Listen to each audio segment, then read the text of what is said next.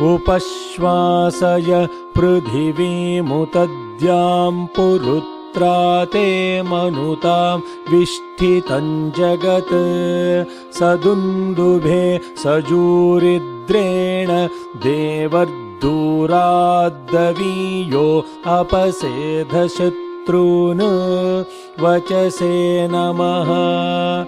अग्नेन यस्सुपधाराये अस्मान् विश्वानि देववयुनानि विद्वान् ययोध्यस्मज्जुहुराणमेनो भूयिष्ठास्ते नम उक्तिं विधेम पद्भ्यान्नमः याते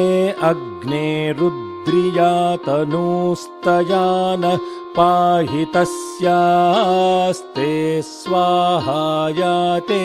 अग्नेयाशया रजाशया हराशया तनूर्वर्षिष्ठागक्वरेष्ठोऽग्रं वचो अपावधीन् त्वेषं वचो अपावधीग स्वाहा कराभ्यान्नमः इमं यमप्रस्तरमाहि सीदाङ्गिरोभिः पितृभिः संविदानः